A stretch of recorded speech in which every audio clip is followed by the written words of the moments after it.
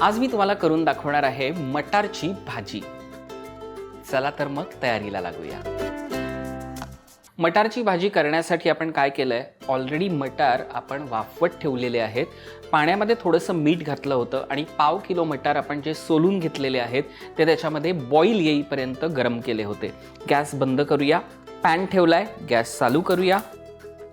2 चमचे तेल, थोडंसं गरम करूया तेल। मोहरी 1 चमचा, चांगली तडतडून द्यायची आहे। जिरं 1 चमचा, कढीपत्त्याची पानं 15 तरी पानं घालायची, मस्त फ्लेवर येतो। आलं लसणाची पेस्ट 1 चमचा, हिंग पाव चमचा, हळद अर्धा चमचा, 2 मोठे कांदे आहेत चिरलेले ते त्याच्यात घालायचे। इथे मी 3 टोमॅटो घेतलेत, ते बारीक चिरून घेतलेत, मोठे टोमॅटो होते ते सगळे त्याच्यात मिक्स करूया। धणा जिरा पावडर अर्धा चमचा, गरम मसाला अर्धा चमचा, लाल मिरची पावडर 1.5 चमचा, चवीनुसार मीठ। मीठ थोडं बेतानी घालायचंय कारण आपण जेव्हा वाटाणे शिजवून घेतलेत त्याच्यातही मिठाचा वापर केलेला आहे। याच्यामध्ये आपल्याला हे मिक्स न करता पहिल्यांदा जे वाटाणे शिजवून घेतलेले आहेत ते आपल्याला मटार जे शिजवले आहेत ते ह्याच्यामध्ये मिक्स करायचे।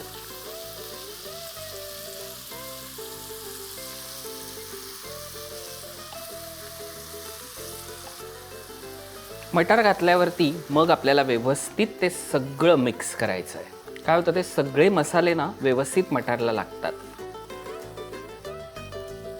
मोठ्याच आचेवरती आपल्याला ह्याच्यातला टोमॅटो आणि कांदा आहे ना तो पूर्णपणे त्याचं पाणी सुटेपर्यंत ढवळत राहायचं आहे। ते झालेलं आहे।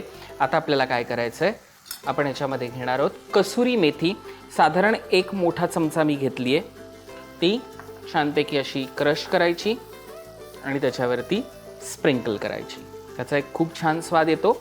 त्याला बॅलन्स करण्यासाठी काय करायचं आहे तर आपल्याला साखर घ्यायची आहे, साधारण 1 चमचा।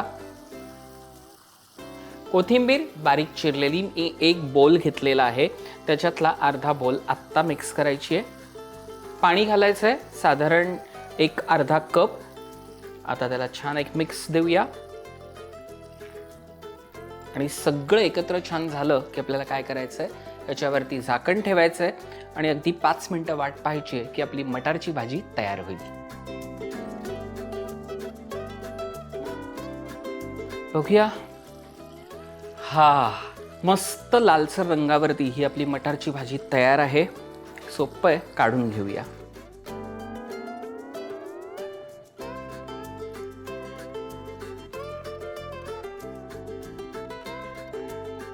झणझणीत मटारची भाजी तयार आहे। मंडळी, ही भाजी कशी झाली आहे कळवण्यासाठी काय करायचं आहे, रुचकर मेजवानी हा आपला चॅनल सबस्क्राईब करायचा आहे, लाईक करायचं आहे आणि त्यावरतीच कमेंट करून आम्हाला कळवायचं आहे। मी शेफ तुषार प्रीती देशमुख तुमची इथेच रजा घेतो। पुन्हा भेटूया पुढच्या भागात। धन्यवाद।